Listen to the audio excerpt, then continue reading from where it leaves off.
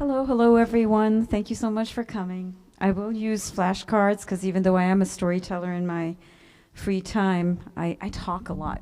And you're here to hear our wonderful tellers today, not me. Can everyone hear me? Okay.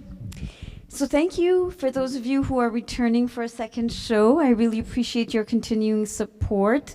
And it shows that we did something to not completely piss you off the first time. So thank you for returning. Those of you who are new, thank you for opening your hearts and your minds and letting us do this thing with you. Now, what is this thing we are doing? I'm going to quickly go over the goal of the show because you might be wondering what it's all about. And what it's about is community building. We're in a vibrant city. Those of you, you're here because you either live or you work in Waltham or you have some ties and you know what the city's like. It's bustling, it's bopping, it's popping. It's every color, it's every culture, it's every language, it's every ideology. This is what we love about it. But you can't have so much diversity without division, is the conclusion I've come to. But the division doesn't have to be all divided. And as someone who does writing and storytelling in my spare time, I feel very strongly that the power of stories is that it can bridge those chasms just a little bit. And mainly because it's hard to hate someone who's different from you if you've related to something in their life that's also happened to you.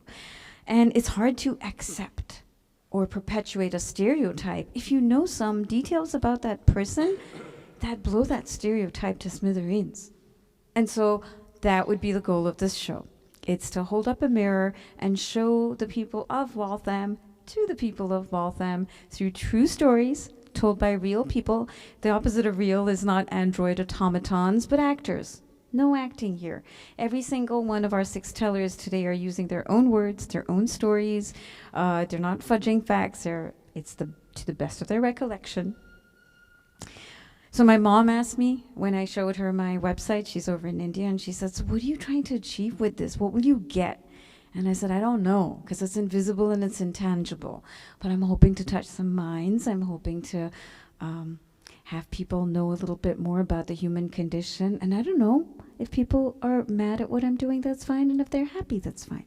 So with that, that's all I'm going to say. Thank you so much for being here.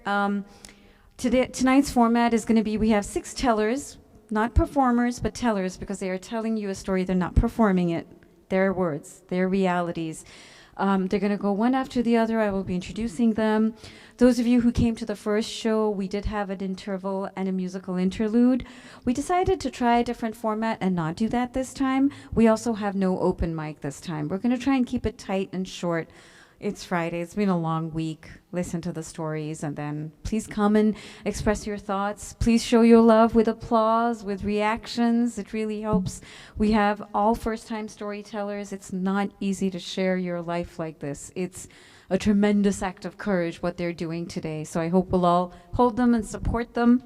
So a big round of, one thanks before this. Bob Perry, Joe and Mike, without which this wouldn't be possible. Gabriella Bobrow, who helped with the coaching, and everybody else who's supporting. But a round of applause to get us started. For you, the audience, too. And with that, our first teller of the evening is Emily Forsyth Queen. Did I say that correctly? I did? Got it. Emily, before I introduce her, you need to know one amazing thing about Emily. She is my hero today because I had a teller drop out 3 days ago due to very sad reasons. Like it was unavoidable. And Emily stepped up. In 2 days, this first-time storyteller is going to tell you about something that happened to her. So we need to give this lady extra support. And we need to cheer louder like that. Maybe even louder. There might be some whooping. There might be some screaming. So Emily, as you make your way up, let me tell you what her bio says. I asked her, what do you want me to tell about you? And she said, I hate being asked what my job is. Instead, I'd like it if people ask me, are you wearing a silver unitard under that? So find her after the show and ask her. She tells me that she tends to her relationships better than her poor houseplants, which I think says a lot about her.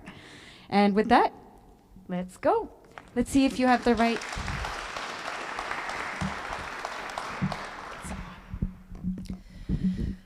I was slumped over my laptop at the dining room table, sick to my stomach, so overwhelmed and just really wanting a sense of control in an out-of-control situation. I was pregnant. I was looking down at the list of all the essential baby items, long list, and scrolling, not through Amazon, but through the local Buy Nothing group.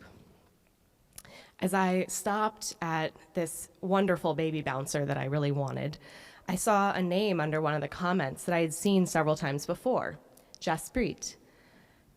And that name rung a bell enough that I clicked on her profile picture and saw a familiar face with a line underneath, studied at Brandeis University. Brandeis University is what brought me to Massachusetts 5 years earlier to study in grad school. What I loved about it was that over half of my colleagues and other students were from other countries around the world. In my year, every continent except Antarctica. We formed relationships when finishing up homework in the hallway and having quick conversations over group projects, going to each other's houses to learn more about each other. And I found this wonderful little group of people who were like-minded individuals.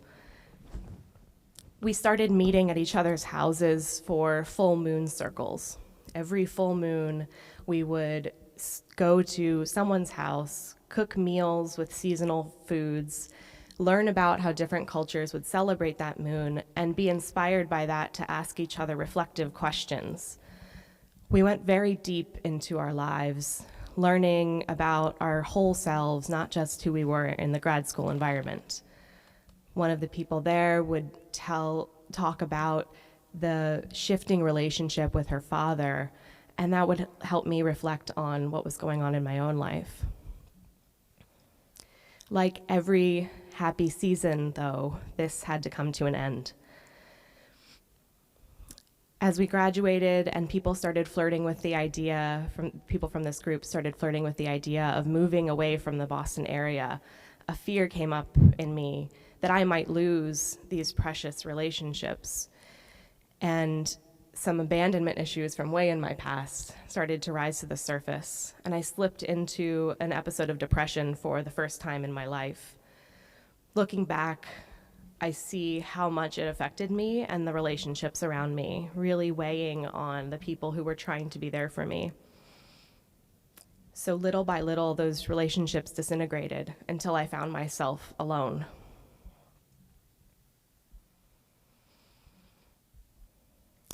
What I learned from that was just how important community was to me, and I got the opportunity to look for community right where I was in Waltham, and I found it right under my nose.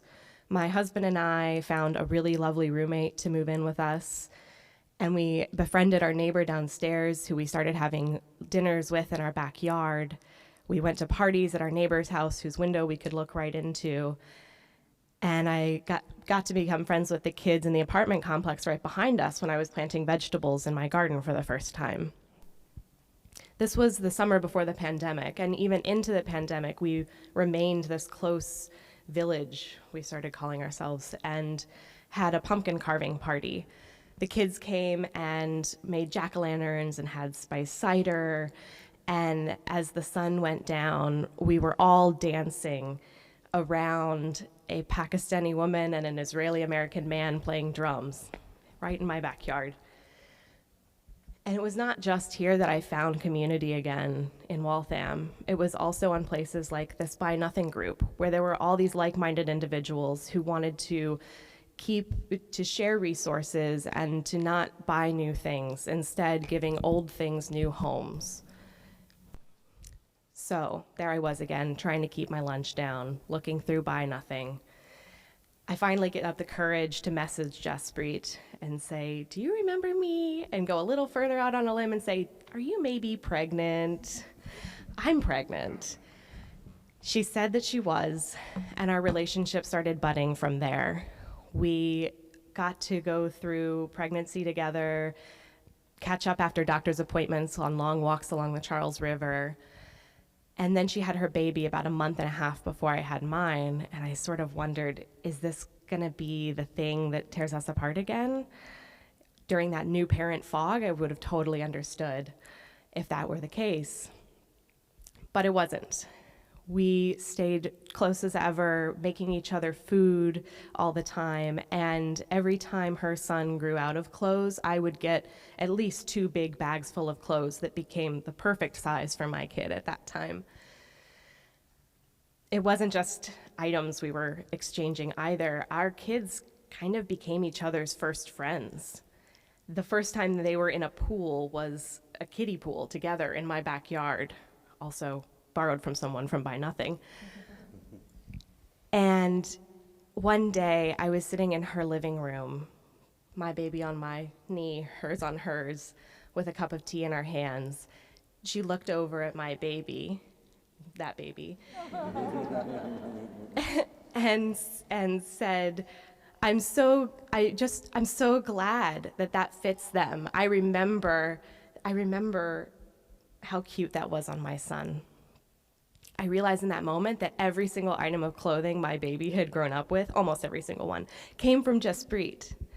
And it was like she was an older sister giving me all these hand-me-downs. Everything had really come full circle, and I'm just so grateful that our families could come together like this and that I could find community here in Jaspreet. Thank you.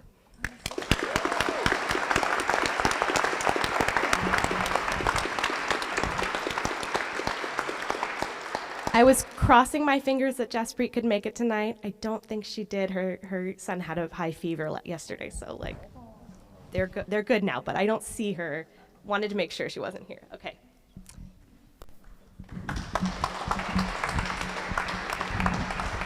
Thank you so much, Emily. That was beautifully told. And, usually I'm trying to make it so that we don't get repeat tellers on this show, so everyone gets a chance. But Emily really did come and bail us out at the last moment, so I'm not sure that she won't be returning. You might see her on a future show with a story that she actually got more time to develop, although I think she did a fantastic job in 2 days. Thank you again, Emily.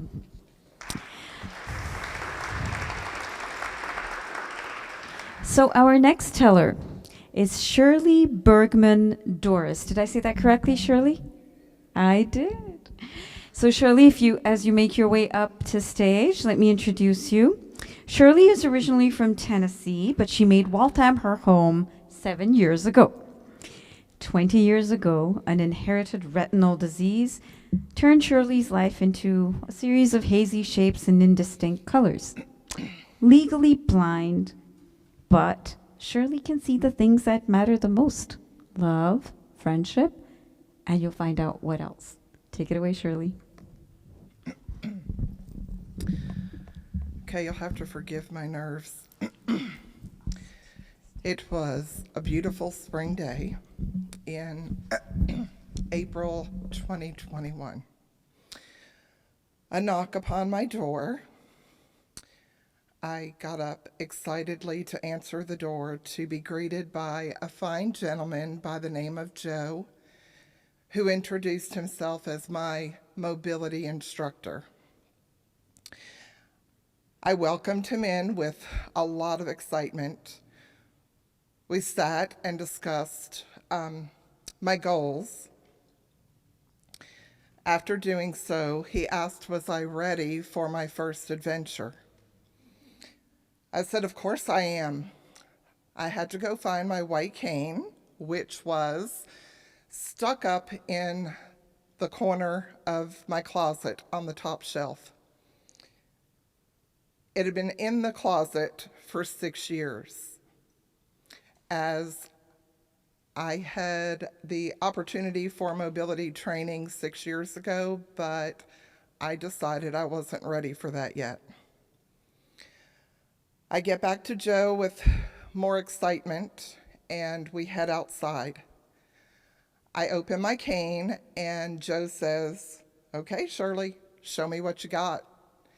So I started swiping my cane, thinking, I have some skill training with the cane.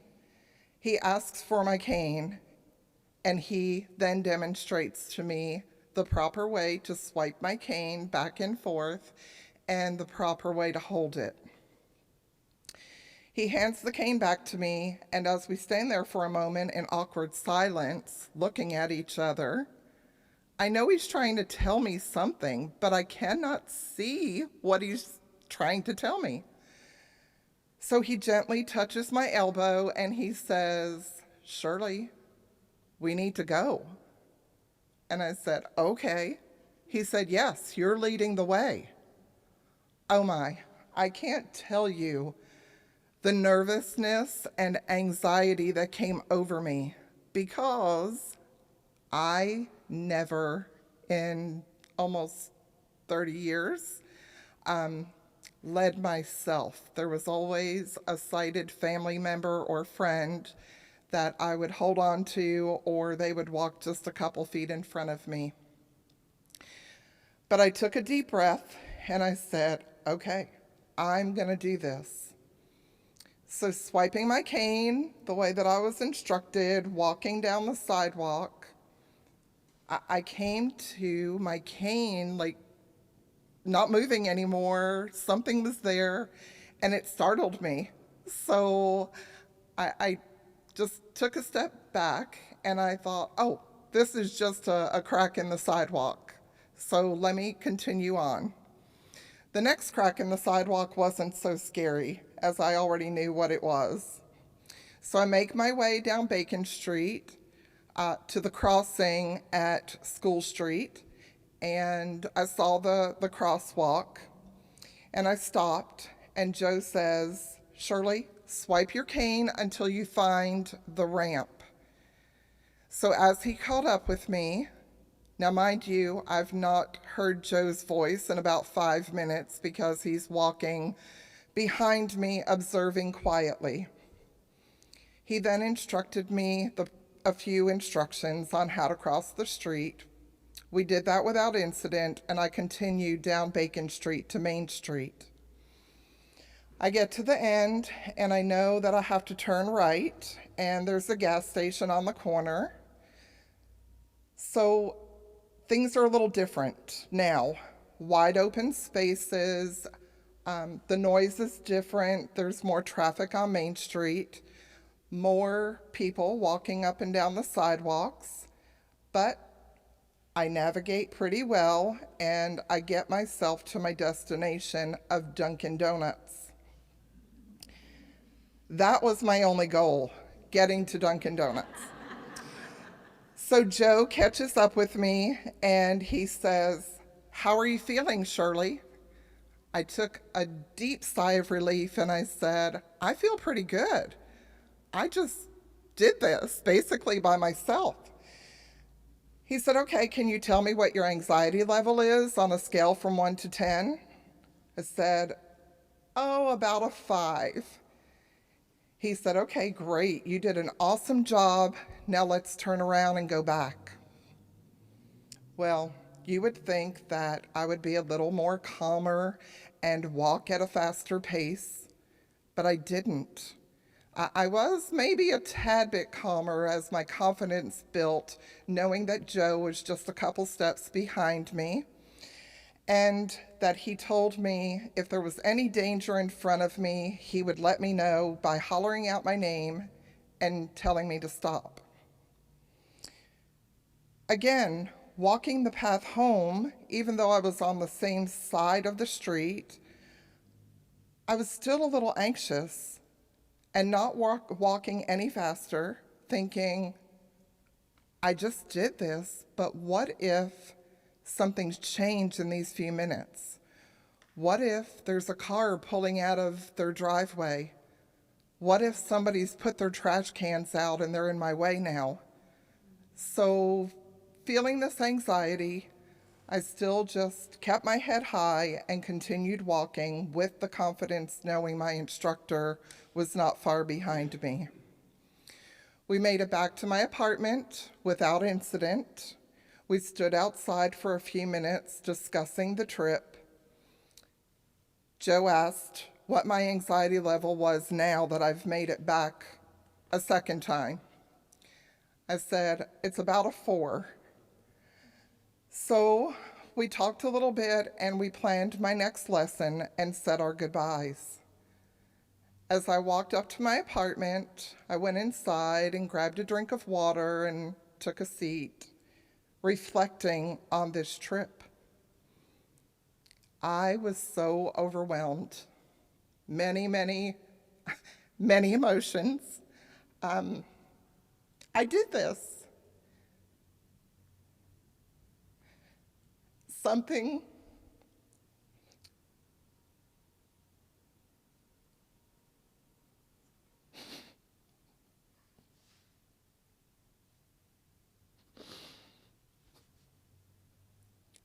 sorry.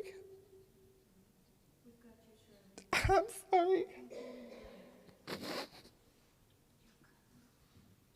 Doing so great. You got this. Something I never thought that I would ever do was regain independence. As I sat reflecting and, of course, letting my anxiety calm down, as the time passed, let me go back. In thinking that I would never do this, my dad had this same eye condition. So I grew up with a father, and he never got training with the white cane. I don't even know if he knew about it. And when I was diagnosed in my early 20s, the eye doctors never advised me that there was any kind of training with a white cane or any kind of resources to help me.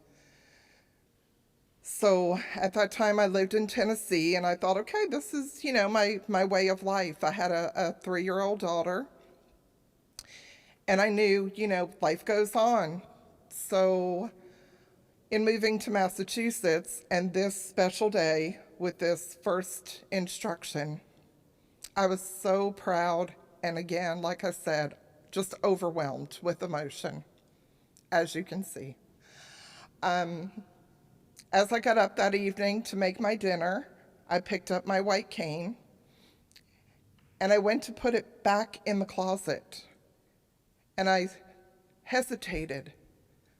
I told myself, no way. This cane does not belong in my closet. So I opened it up, and I put it by my front door. And as I took a step back, looking at the cane, I told myself, I will never walk out of my door again without this cane in my hand, because it truly is my new independence. Thank you.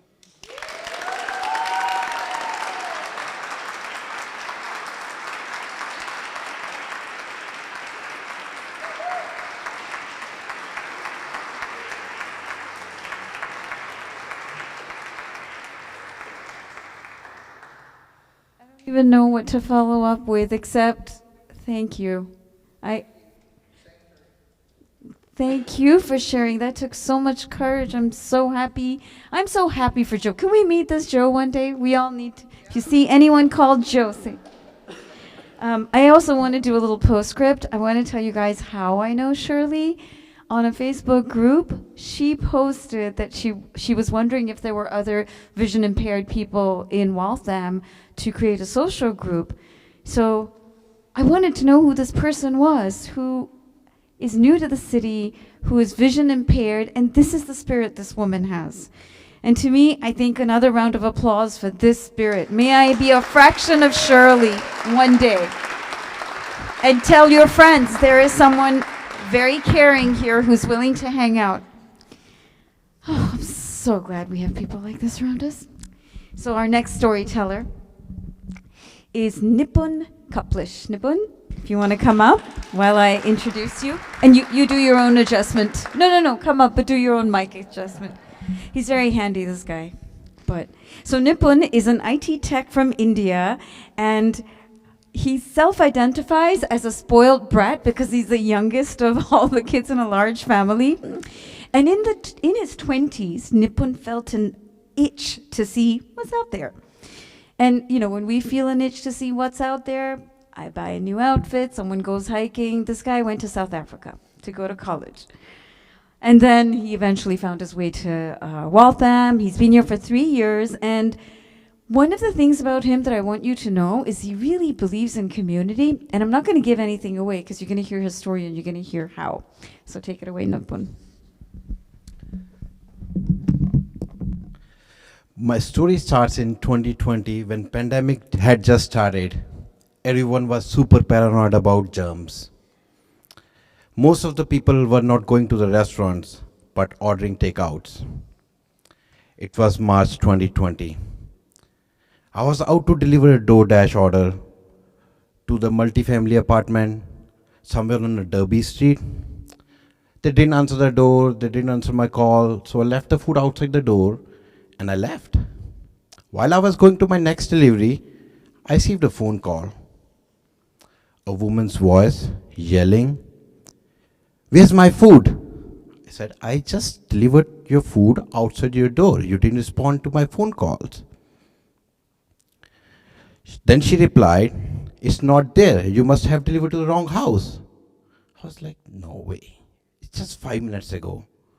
So I told her, "Hold on."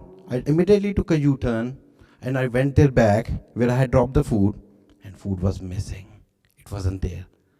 I was so shocked to see that.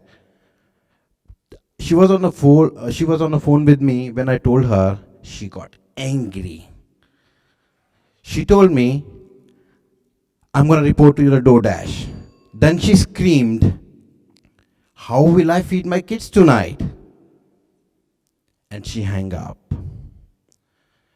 While I stood outside the wrong address, while snow fell on my shoulder, my first section was fear.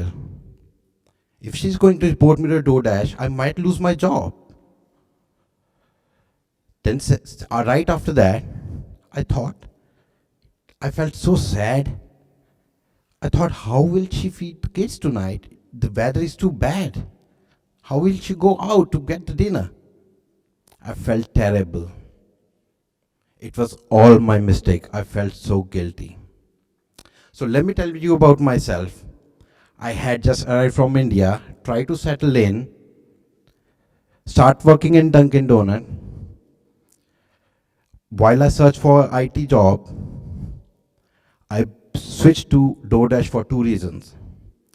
First, I wanted to know the Waltham better by driving on his street. Second, I wanted to help people who got stuck at home due to pandemic and delivering the food. I lived in India and South Africa. I always took time to do the volunteer, and this was part of my culture. Most important, it was part of my life.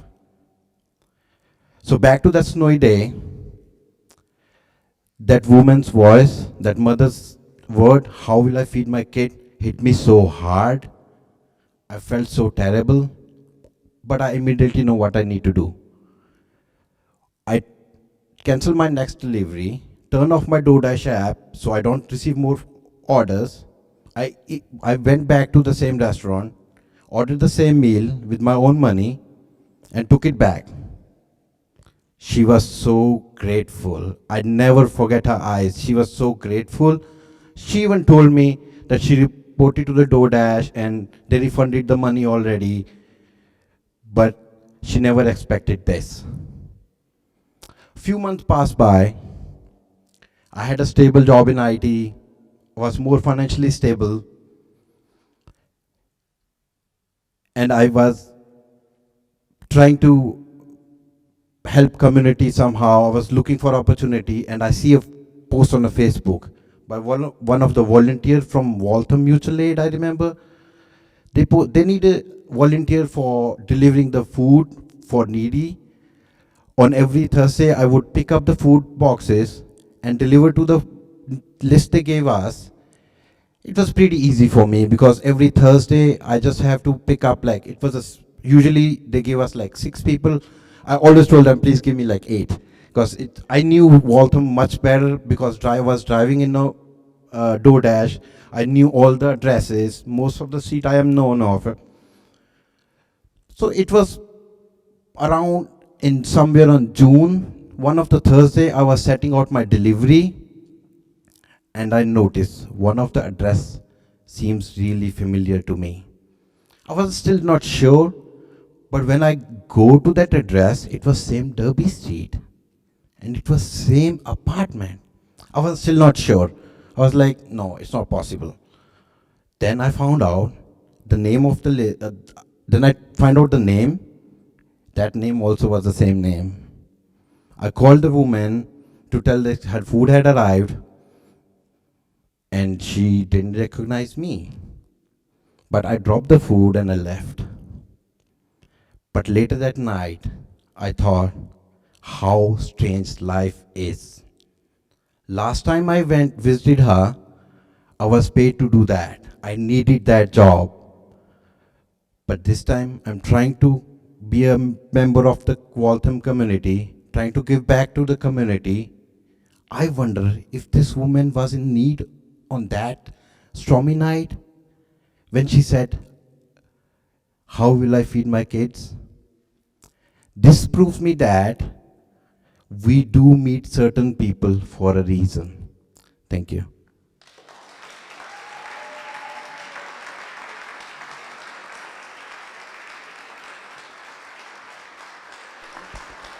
Thank you so much, Nipun. Another thing I'd like to tell you about Nipun is when I asked him, what is one of your most compelling beliefs or core beliefs? He told me it's karma.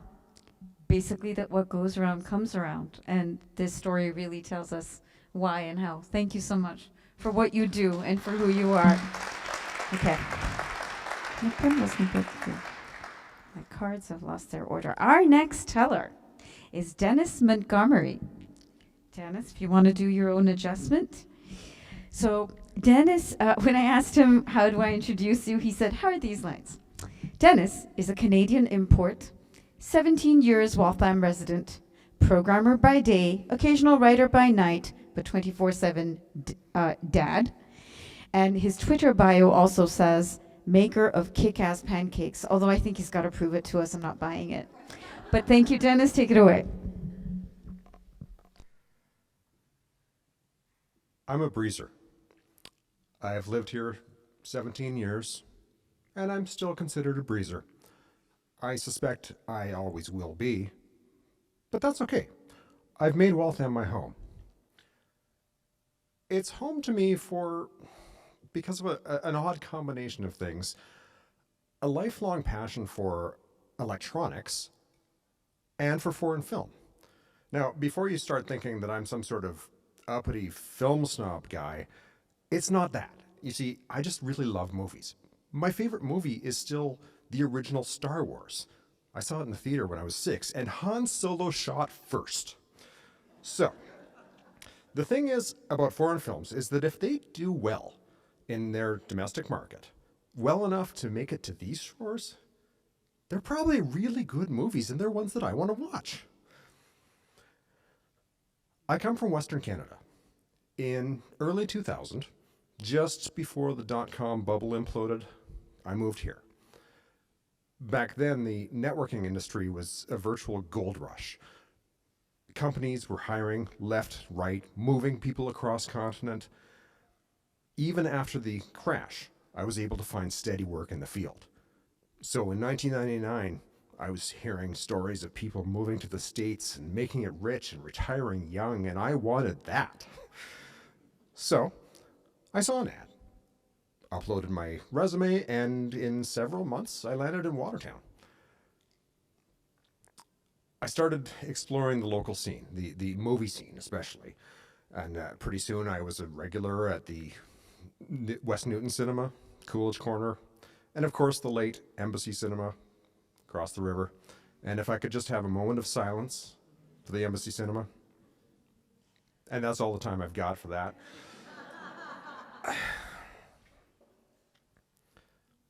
I remember the first time I walked in there. It was like coming home.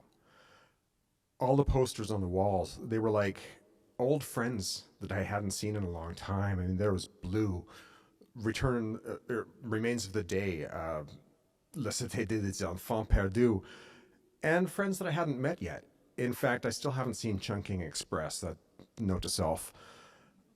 But going up those stairs, that giant poster of Tous les matins du monde avec Gérard Depardieu, every time I saw that, it would take me right back to where it all began. 9th grade. Mr. Sartini, my English and homeroom teacher, let a few of us stay late one afternoon to watch this old movie with Gérard Depardieu that he had, and it was a transformative experience. I found myself watching this movie in another language and thinking I understood it. I didn't even notice that I was reading the subtitles. It was eye-opening. It was also a very good movie, and I was a 14-year-old boy, and there was nudity. So it made an impact. So after several years of bouncing around different towns, Brookline, Cambridge, Natick, I had met Christina, we got engaged, and we were time to find a house, settle down, put down roots, start a family. And the very first place I thought of was Waltham. All of the amenities, the pubs, the restaurants, the river walk, the cinema. Modi Street at the time reminded me of Fort Street in my hometown. It was just like it was meant to be. So that summer of 2005, we spent every weekend going to open houses. When we found D1, we put an offer on it on the spot. And that night, signed the PNS at the Wash City Brewery over a pint of TikTok. Fast forward several years. One day I was riding my bike home from work. I was pretty ambitious with exercise at the time. Not anymore. I got a flat at the corner of Main and Linden. It was only a few blocks left to go home, and I didn't have an extra tube, so I knew I'd be walking it. Pushing my bike across the main street there, I noticed this business that I had always been there, and it had never stood out to me before, but I knew the name. Rotec. Now, my first job out of college, my first responsibility was writing communication drivers for the Rotec machine that we had. We made power meters. The Rotec was a very highly accurate power source that we could use to calibrate against, and that was my job. 12 years later, I was face to face with where it all began, around the corner from my house. Wow. Fast forward several more years, my daughter Margaret was about 6 at the time. She had this idea that I should invent a rubber duck which would light up when you put it in the hot tub. I thought about it and I thought, that's not a particularly hard circuit.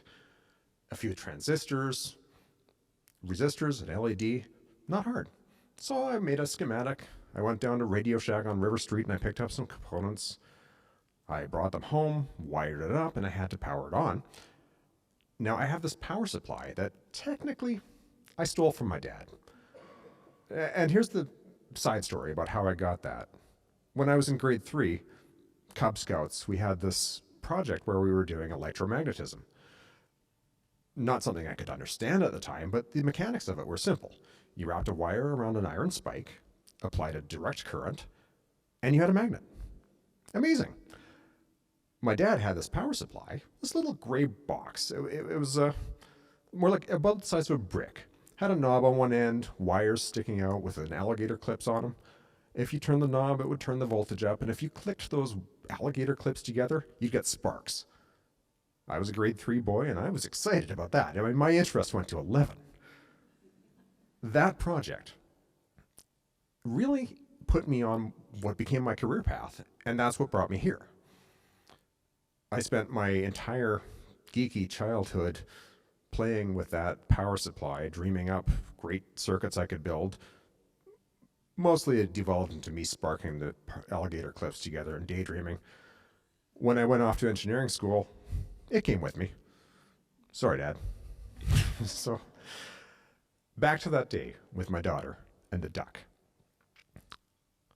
I went downstairs to pull this power supply out of my workshop. I brought it up, hooked the alligator clips onto the circuit, went to turn that knob on, and that's when I saw the words written under this knob. McAllister Scientific Corporation, Waltham, Massachusetts. I was in shock. The circuit worked. I soldered it together with a watch battery. I surgically inserted it into a rubber duck with a couple leads hanging out, waited until it was dark, and then I threw it in the hot tub, and it lit up, just like my daughter's eyes. I didn't really notice. I was so wrapped up in the series of coincidences and events that led me to bring this little brick back to where it came from, back home. Or maybe it brought me. Thank you.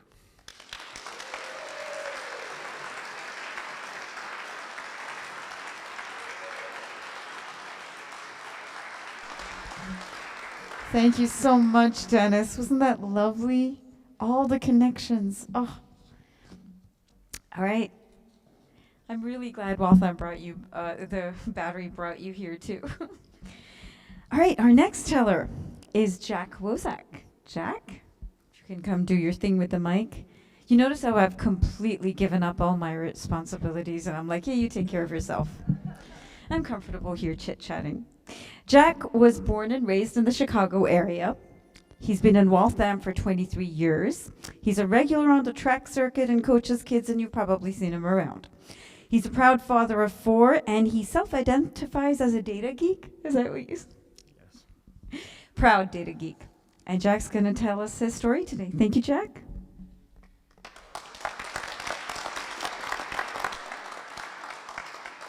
So every September in Prospect Hill Park, there's this race called the Prospect Bandit Run, known as the PBR. I've run the PBR many times, and in 2016, I showed up to that race really wanting to I wanted it to be a big day. I was going to crush it. I had trained really hard. I was feeling strong. I was running fast. And truth be told, I really wanted to beat some people who were there.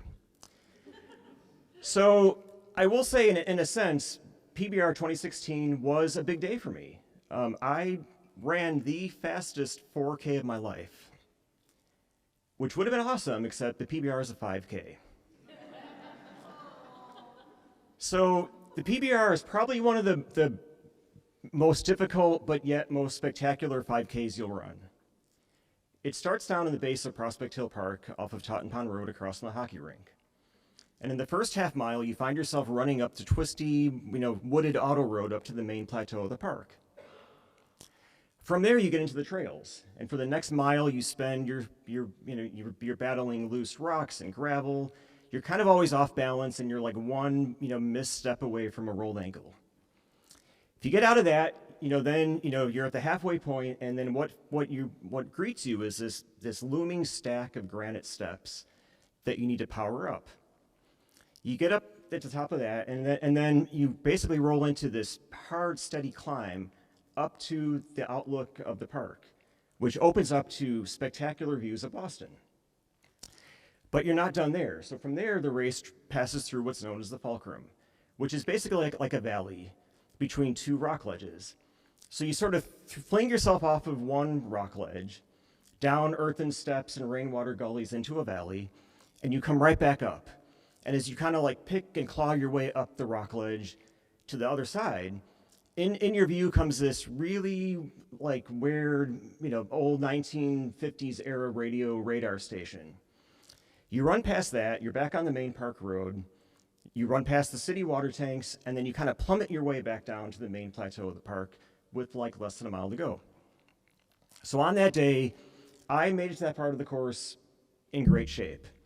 I was in second place, I was running strong, I had a big lead on the third place person. Everything was going as I had planned, or so I thought. So with about a kilometer left in the race, the course kind of turns off the road into a little detour in the woods. So that was probably the first spot that I realized that I might have something going on. So at first, as I turned into the woods, I noticed that my breathing and my heart rate was really high and kind of not normal for a 5K. And then in the woods, that third place runner who I mentioned was way behind me just kind of passed me by really fast. And I was really perplexed as to how and why he was running so fast. And I guess what I realized after the fact is that it's not that he was running any faster, it's that I was running a lot slower. And I didn't even realize it. And why was that? So I guess by that point in the race, and I can only describe it as I was starting to experience like trippy visual distortions. The trees and the trail and the rocks and the roots were all starting to kind of meld together in slow motion, and I was kind of fading into that. And I didn't even realize it at that point. So the course then, after it leaves the woods, you're back on the main park road. The road kind of climbs a little bit, and then runners just sort of drop off a precipice. And they bomb down the switchbacks of that main park road back to the base of the park, and the race finishes by the pillars. So I had made it out of that trail okay. And I remember pushing really hard because now another runner passed me. So I'm like, oh, damn, okay. So I'm pushing really hard. And then I disappear down the road. And then I sort of disappeared down the road. I remember sort of running in blackness. And my watch would tell me later that I was getting near 10 miles per hour, careening down the road. I then sort of remember like a jolt in my mind as if to sort of like pull me back and remind me that I was running off course. And then the next thing I remember, I was kneeling on the ground, looking up, talking to another runner who was asking me how I was doing. I'm like, I'm fine, you need to finish your run. Not even realizing that she actually had stopped me when she saw me weaving down the road and sat me down. So here's like, as if this all wasn't kind of weird. The strangest thing here is I'm on, so I'm visually, kind of visually distorted, and I literally just blacked out running down the road, and I'm on the ground. But I could like still count and keep track and do math, and I knew I was still in 5th place. So I'm like, I gotta finish this race. So I try to get up, and I fall right down. All right, do it again, fall down. Another time, same result. So remember now, I'm on a road that's pitched downward, so I'm literally like falling down the road each time I do this. And so now I know I'm like, the legs aren't working, and I'm not proud of this, but I literally tried to roll down the road. And I'm like, okay, after 2 or 3 rolls, it's like my hands are bloody, my knees are bloody from falling. The shorty shorts and the singlet was not like the right outfit to roll down a road. So I had to give up. I gave up, and I'm sitting there on the road, probably 300 meters from the finish line, in shock. I'm feeling defeated, and like each runner is passing by, it's like just like salt on a wound. So that didn't last long, because luckily Waltham EMT, I was in their care. I was on a stretcher. I was in an ambulance. And probably for the first time in that race, I really kind of took stock of my condition. And we would learn later and piece together that some breathing challenges I had during the hills of that run had come back to haunt me later on and cause all the difficulties for me. But as I lay in the ambulance, full on oxygen, I started to think about my daughter, my oldest daughter, and how much joy it was when we started running together 3 years earlier. And how so far away I was from that joy at that moment. And I thought about, my wife Eileen and our kids and our family, and how much they depended on me, and like how profoundly reckless this had been. And I'm like, I can't let this happen again. And it won't happen again. And so like right there in that moment, in an ambulance on the stretcher on Prospect Hill, I decided that I was going to run a marathon. Of course. And it was going to be a marathon fast enough to qualify for Boston, because only a challenge like that would force me to do the right things, learn how to run better. I know, exactly. That was the solution. So after that event on Prospect Hill, the outpouring of support and love from the running community was so amazing. And with their help, 2 years later, I actually managed to run a marathon that was fast enough to qualify for Boston. I got a bid for 2020. Unfortunately, that didn't happen, but I had a chance to run a virtual marathon later that year. And with the help of family and friends, I ran a virtual marathon all within the bounds of Waltham. On that day, we started at the top of Prospect Hill. And in that first mile, I ran past a spot on the road that I was in a stretcher, 4 years earlier. And this time, I felt great. I was breathing fine. No ambulance needed this time. As the run wore on, I was joined by friends, and we got to experience the sunrise over as we ran along Trapello Road. Got to see a lot of sights in Waltham that really were meaningful to me. I ran past my house in the bleachery where we're raising our 4 kids. I got to run through the south side where we moved 22 years ago. Up and over the hills of Brandeis and Cedarwood. I saw a tiger shark in Tavern Square and was greeted by rock music coming down Totten Pond Road into Piety Corner. I ran past the high school, McDevitt, dual language, where my kids went to school, and we finished the marathon coming down Moody Street in amongst the outdoor dining at the Common. And it was just so amazing to have family and friends there all along the way the whole day. And I guess for me, that was the lesson I learned from Prospect Hill was, running, the joy is not about who you're trying to beat or who you're looking at over your shoulder. It's about who you run with. It's about who supports you when you run, and it's about who you can support in their running journey. And I guess I want to end with a statement about, I'm so fortunate, and I know how much privilege I have to run whenever and wherever I want and never feel in danger. And there's so many people in our society that can't do that. And I just want to say that if you run and you don't feel safe running alone, come to Waltham. Look up Waltham Trail Runners, and you will find people who will run with you wherever and whenever you want, because you never have to run alone in Waltham. Thank you.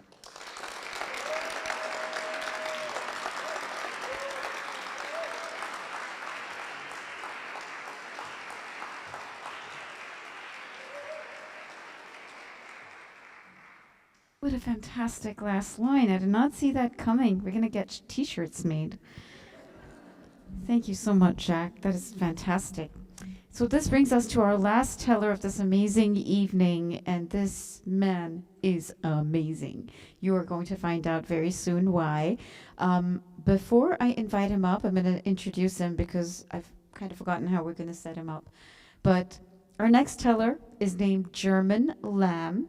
You may know him because you may have seen him on TV. You may have read about him in the newspapers, because German is a master chef. He is a life coach. He is an inspirational speaker.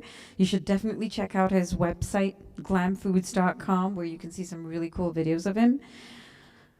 But what German also is a cancer victor.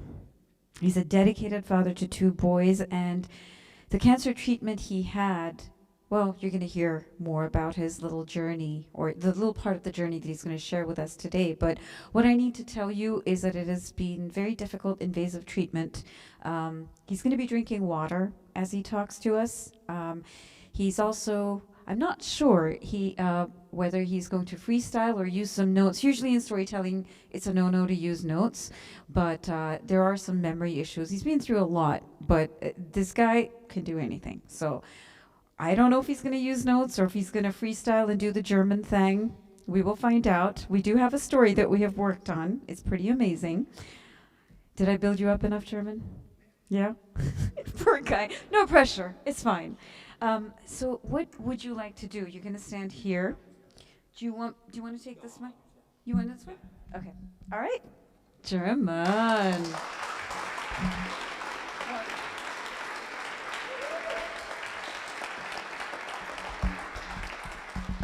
I mean, talk about challenging you, and there's no one after me. So I'm like, all right, I'm the closure. I knew I was in trouble when the steamed St. Louis spare rib tasted like rubber. I was so shocked that I tasted it a second time. Still rubber. I called my wife over so she could taste. That wasn't good. She made a disgusting face and said, what the heck is this? 5 years ago, I had a midlife crisis. And this midlife crisis right here, you know, when you go over 50, it wasn't a Ponzi scheme. I didn't have a mistress. I had the biggest enchilada that you can imagine. And it began with the letter C, cancer. Like, okay. I was 3 weeks into treatments for a rare form of nose cancer.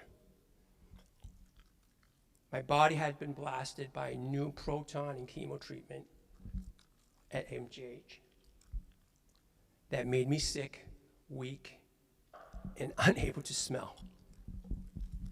That moment, when I had a mouthful of ribs that felt like rubber, realized that I also lost my sense of taste, but also dignity.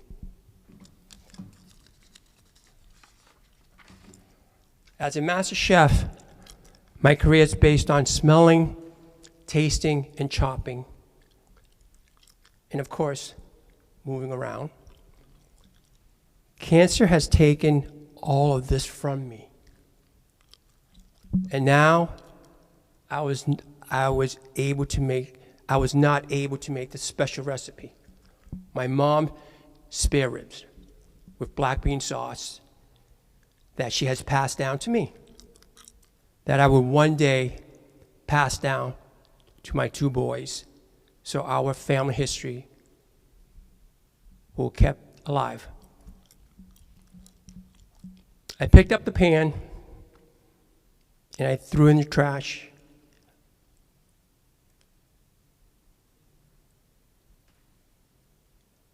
And I said, we're going to our favorite restaurant in Waltham, KFC.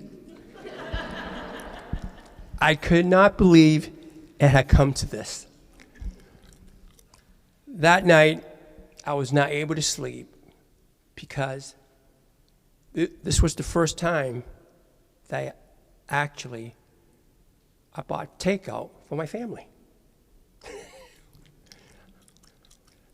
Reality I'd hit, I had let my family down from not a home-cooked meal, instead of a takeout meal. My role was to nourish them, and as of today, I can no longer do that.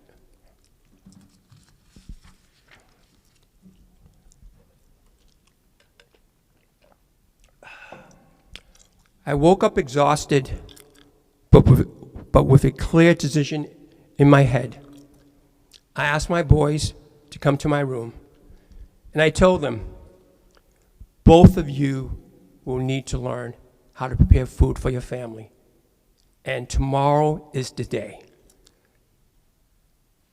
I don't know when I will get back to my role.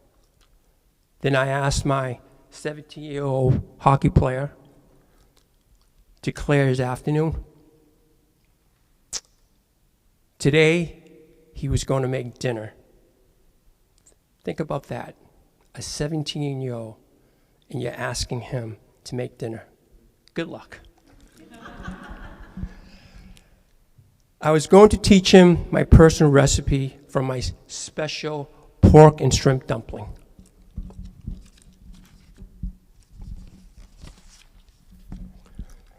That afternoon, I helped him put on one of my signature Glam Foods apron. Never thought that I will be taking one of my aprons and place it around my son at 17. I started with ninja knife techniques. First came the garlic chives. I demonstrated to chop them, then pushed over, bunched to him, and said, go for it. He did great, but the pieces were not uniform. What do you expect? Never hold a knife in his life. I told him, this one time, size do matter. if they ain't the same size, the dumpling won't be the same. And when you cook them, some may be under or overcooked. Why don't you try again? Then I sat down and watched as he nailed it. And so we went on.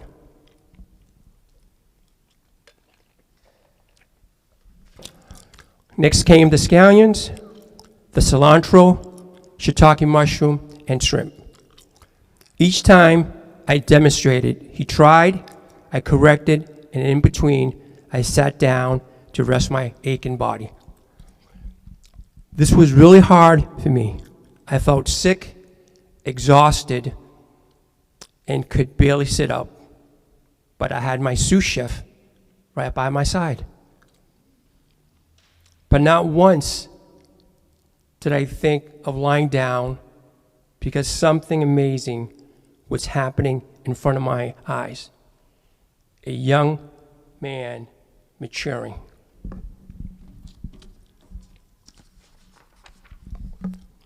No matter how hard it was, how long it took, or matter how many times I corrected him, my son kept going and going, just like the Duracell battery.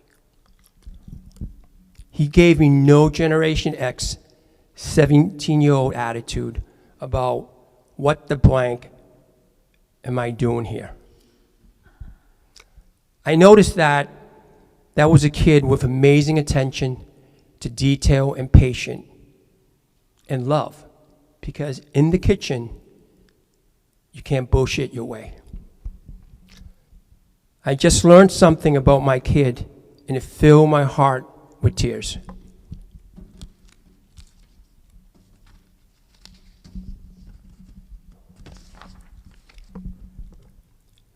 When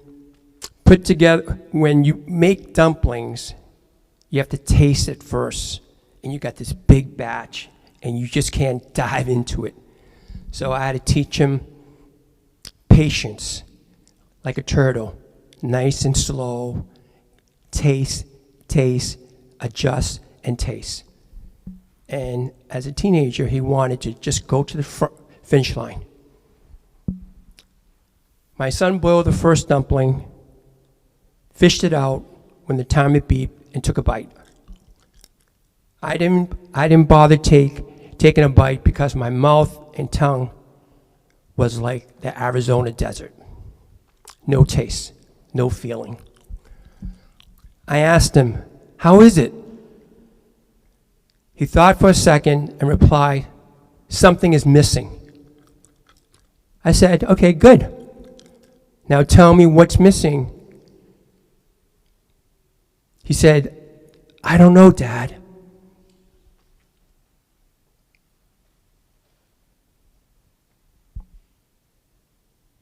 And I don't know anything about flavors or stuff. And I'm like, you know what? You got a point there. You're 17 years old. I'm putting you to make something, and you have no idea what the combination should be. I could sense his frustration on his face. So think about it. He was like ready to give up. This was not like chopping where you could just ace it and go, "Ooh, look at me." He just didn't know how to tell flavors and stuff. I put my hand on his shoulder and I told him, "Look, you don't know about cooking, but you do know about good eating. And that's all you need, and it will guide you." Then I asked him, "What does your gut say?" Listen to your gut, because that is your compass in the kitchen.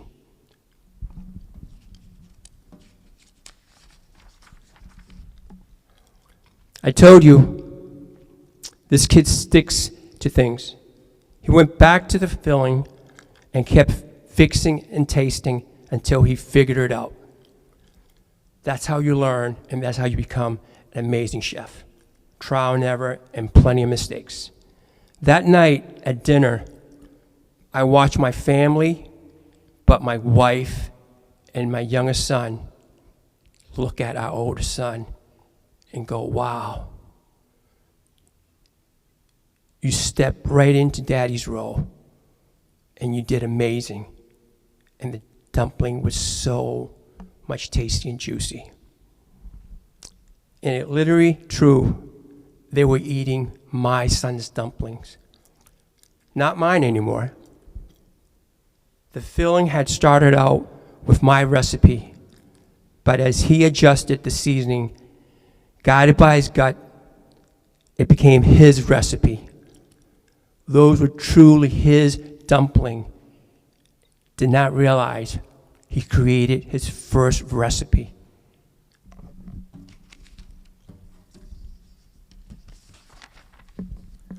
By the end of the year, my youngest son could cook a perfect roasted chicken. 5 years, both my kids, one's a senior and the youngest one, sophomore, and now they are able to teach their roommates the art of cooking. And now both my sons know how to trust their gut.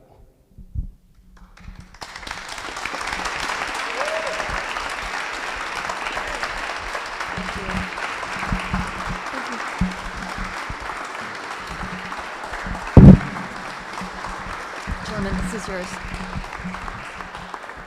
Thank you so much, German. That was great. And of course, now we all want to eat dumplings. But maybe we don't want German's dumplings anymore. We want his son's dumplings. And with that, that was our last teller. And I think they were all wonderful stories. But how about you? What does everyone think? Should we show your appreciation? It's pretty loud. Wow. I want to give you a few notes, but before that, to close out the evening, I would really like to truly, from the bottom of my heart, thank these amazing 6 tellers. This is not easy, but they make it look really easy. And all of them are first-time tellers. And for those of you who are considering pitching, please pitch. Our website is www.wearewaltham.com. We're going to have 2 shows here at the museum next year, similar format. And I'm hoping to have smaller shows, maybe in other venues around Waltham. And we're looking for stories, and we're looking for tellers, and that could be any of you. None of these people thought they were going to be storytellers, and they told us stories today that moved us. And this could be you. Please help me do this. Please find interesting stories, find interesting people, lives that are worth celebrating, perspectives worth sharing with a wider audience. And I won't throw you to the wolves, I promise. I work very, very closely with each teller to figure out what your story should be. I helped you draft it, edit it, rehearse, practice, go back to the drawing board, hours behind each story. Some people need very little work. Some people need a little more help. But I'm right there doing it for you. So please bring me the stories. Please go to wearewaltham.com to watch the June show. This one's going to be up very soon. Watch that show. And get the word out about storytelling. And if I could get all the tellers to join me up on stage, and someone take a nice picture of all of us, please, for the website. Can everyone come up and give us a big hand? We have... Let's go in the order of the evening. We started with Emily, Shirley, Nipun, Dennis, Jack, German. We don't have to stand in the right order, but thank you so much. A big round of applause and maybe a picture. Where should I stand? Here?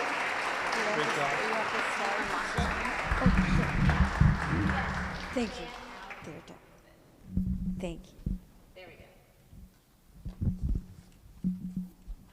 This way. Hi, guys. Come over here. 1, 2, 3. 1, 2, 3. Got it. Thank you so much. Thank you. Thank you, everyone, for coming.